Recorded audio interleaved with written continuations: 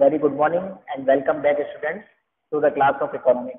We are studying Indian Economic Development Chapter 1, that is Indian Economy on the Eve of Independence. Today we will study foreign trade under the British rule.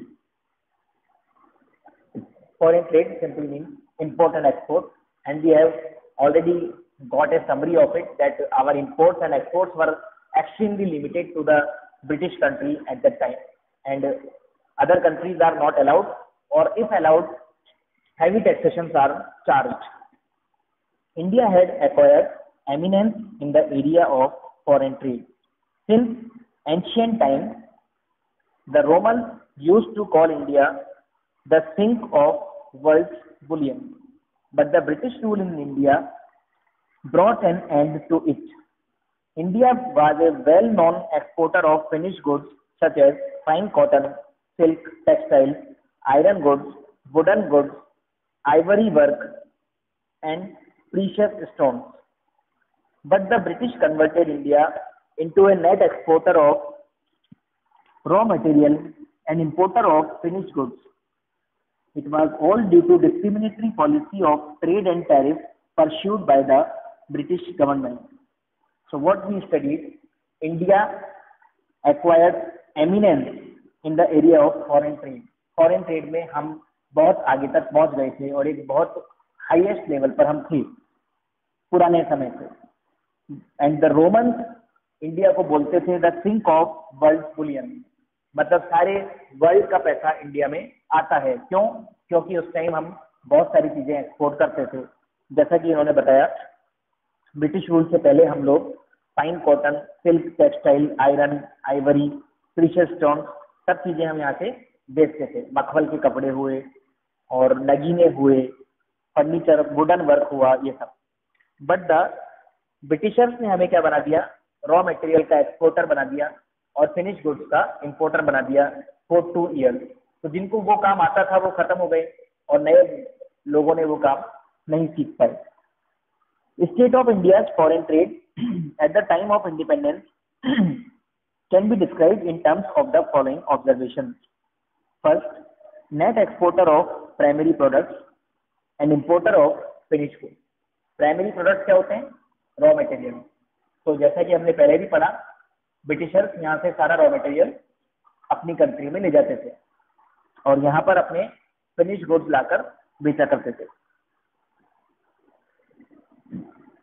Owing to colonial exploitation of Indian economy, India became net exporter of raw materials and primary products, raw silk, cotton, wool, jute, indigo, sugar, etc. On the other hand, it became net importer of finished goods produced by the British industry. Our imports included cotton, silk, and woolen clothes, besides several types of capital goods produced in England. Capital goods तो हमें import करने ही पड़ते थे क्योंकि हमारे यहाँ capital goods industry नहीं थी बिल्कुल. Composition of exports and import reflected utter backwardness of the Indian economy. और इससे हमारी बैकवर्डनेस शो होती है कि हम एक कंट्री जो कि सारा रॉ मटेरियल तो एक्सपोर्ट कर रही है और फिनिश गुड्स को इंपोर्ट कर रही है, तो इससे ज्यादा बैकवर्डनेस क्या हो सकती है. तो हम लोग एक्सपोर्ट करते थे रॉ सिल्क, कच्चा silk, cotton, wool, jute, Indigo and sugar, और हम सारे फिनिश गुड्स इंपोर्ट करते थे ब्रिटिशर्स से.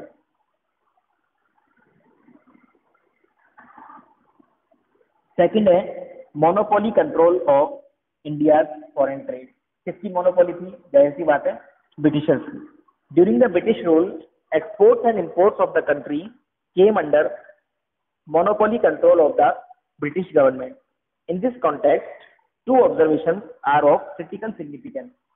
More than 50% of India's foreign trade was directed towards Great Britain. हमारे 50% से ज्यादा जो हमारा फॉरेन ट्रेड था वो किसके साथ था? ग्रेट ब्रिटेन के साथ, क्योंकि उस वक्त यहाँ पर ब्रिटिशर्स का रूल था. While exports of primary products, raw material from India, supplied inputs to the British industry. और हमारा सारा रॉ मटेरियल उनके लिए इनपुट का काम करता था Imports of finished goods from Britain provided a huge market to the British industry. और यहाँ पर वो अपने सारे फिनिश गुड्स बेचते थे, तो इंडिया उनके लिए बड़ा मार्केट भी था. साइड में एक बॉक्स है, Suez Canal and access to Indian market. Opening of Suez Canal in 1869 significantly reduced the cost of transportation of goods between Britain and India. पहले वो रेलवेज के थ्रू ट्रांसपोर्ट करते थे, तो वो उनको महंगा पड़ता था. फिर बाद में उन्होंने 1869 में बहुत कम समय के अंदर उन्होंने एक कैनाल ओपन कर दी, but that was the water route from British to India. समुद्र के जरिए वो गुड्स को ले जाने लगी. Because this canal served as a direct route for the ships operating between India and Britain, avoiding the African continent. पहले उनको अफ्रीका से होके जाना पड़ता था थ्रू रेलवेज और थ्रू रोड ट्रांसपोर्ट, बट अब वो डायरेक्ट ब्रिटेन से इंडिया या इंडिया से ब्रिटेन जा सकते थे with the help of ships. A significant reduction in transport cost promoted monopoly control of India's foreign trade by the British government. और transport cost कम होने के कारण वो और ज्यादा इंपोर्ट एक्सपोर्ट कर सकते थे इंडिया से, और उनका मोनोपोली कंट्रोल इंडिया के ऊपर, इंडिया के फॉरेन ट्रेड के ऊपर बन गया. थर्ड पॉइंट है surplus trade but only to benefit the British. हमारे यहाँ से बहुत ट्रेडिंग होती थी, हमारे यहाँ से बहुत एक्सपोर्ट इंपोर्ट होते थे, मगर सारे के सारे एक्सपोर्ट और इंपोर्ट हमारे कहाँ तक सीमित थे? ब्रिटिश से, ब्रिटेन से. It implied surplus of balance of trade, but note these points carefully. This surplus was owing largely to the export of primary goods, not the industrial goods, which is a sign of economic backwardness. हम सारा का सारा जो export करते थे वो raw material को करते थे, जो कि ब्रिटिशर्स के बेनिफिट के लिए था, हमारे लिए नहीं, जो कि हमारी बैकवर्डनेस को शो करता है. The trade surplus was not used for growth and development of the country. और अगर सरप्लस होता भी था तो वो हमारी ग्रोथ एंड डेवलपमेंट के लिए काम में नहीं आता था. It was used to meet administrative expenses of the British government in India. वो उस पैसे को खुद के एडमिनिस्ट्रेशन के काम में लेते थे. And expenses of war fought by the British government. और वो जो लड़ाइयाँ लड़ते थे दूसरी कंट्रीज के साथ, उनकी वार होती थी, वो सब पैसा उसमें काम में आता था. Administrative and war expenses led to a huge drain of wealth from India. और इन सब के कारण हमारी सारी वेल्थ ड्रेनेज हो गई कहां पर? ब्रिटिशर्स के पास. It compounded the backwardness of the Indian economy. और इससे हमारी बैकवर्डनेस और ज्यादा इंक्रीज हो गई. लेफ्ट में एक टॉपिक देखा आपको, drain of India's wealth. Huge administrative expenses were incurred by the British government to manage their colonial rules in India. Also, huge expenses were incurred by the British government to fight wars in pursuit of their policy of imperialism. मतलब जो आपस में वो वार करते थे और वो सब जगह पर अपना शासन चाहते थे, उसको बोलते हैं imperialism. All these expenses were borne by the Indian exchequer. सारे खर्चे उनको इंडिया से मिल रहे थे क्योंकि इंडिया से उनको अच्छी कमाई हो रही थी. This implied a drain of India's wealth. और इस तरीके से हमारी सारी वेल्थ यहाँ से बहकर ब्रिटिशर्स के पास चली गई. Demographic profile during the British rule. Demographic होता है पॉपुलेशन से रिलेटेड, पॉपुलेशन के फीचर्स से रिलेटेड.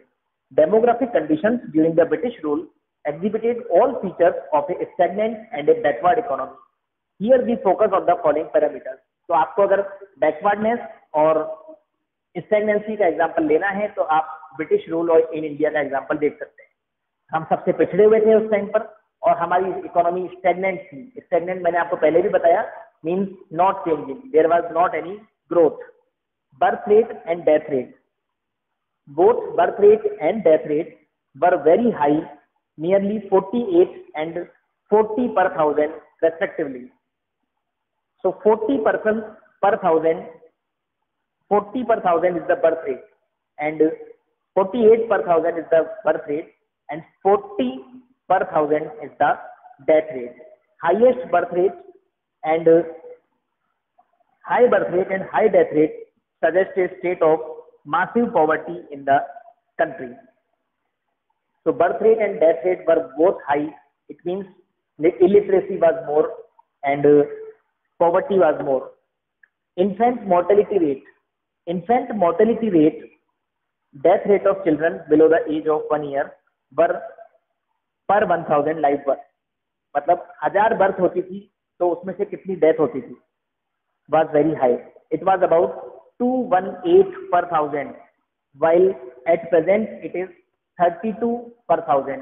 मीन्स जो बच्चे पैदा होते ही जिनकी डेथ हो जाती है या फिर वो 1 साल के अंदर अगर उनकी डेथ हो जाती है क्योंकि वो मेल न्यूट्रिशन होते हैं, वो कुछ बीमारी से पीड़ित होते हैं, इस कारण उनकी डेथ हो जाती है. तो वो रेट उस टाइम पर थी 218 because there was lack of nutrition, lack of health facilities and lack of literacy. while it is 32 per 1000 at present. High infant mortality rate is a sign of poor health care associated with the extreme poverty. Life expectancy मतलब on an average कितने लोग जिंदा रहते थे, कितने साल तक लोग जीते थे. Life expectancy means average life of a person was as low as 32 years, while presently it is 69.4 years on an average. आज एक इंसान लगभग 70 साल तक जीता है, उस time on an average 32 years तक ही जी पाता था. ये एक एवरेज है सभी लोगों का, जो जब उनकी डेथ हो रही है किसी एज में हो रही है उसका एवरेज निकाला गया तो 32 ईयर्स निकला. क्योंकि उस टाइम बहुत ज्यादा पेंडेमिक होते थे, बहुत ज्यादा बीमारियां होती थी और फेमाइन्स होते थे, तो काफी डेथ यंग एज में ही हो जाती थी. इस कारण एवरेज 32 ईयर्स ही था. Low life expectancy reflect lack of health care facilities, lack of awareness as well as lack of means to avail them. Awareness and health facilities, if were there, were not available to the poor Indians. Literacy rate means saksharta, referring to those who can read and write, was nearly 16%. Only 16% Indians were able to read and write during the time of Britishers, reflecting social backwardness as a reflection of economic backwardness. They don't have money and government was not supportive to teach someone. Female literacy rate was still worse, वो और खराब थी. Only 7% female could read and write at that time. This indicates gender bias in the society. महिलाओं को आगे नहीं पढ़ाया जाता था, उनको पढ़ाया भी नहीं जाता था.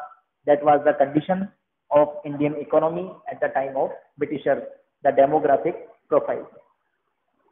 Okay, this is enough for today. We will read the next topic in the next video.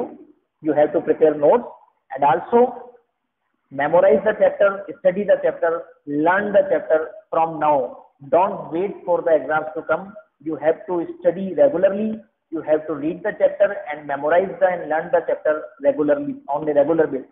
This will be in benefit of you. Okay, have a good day. Thank you.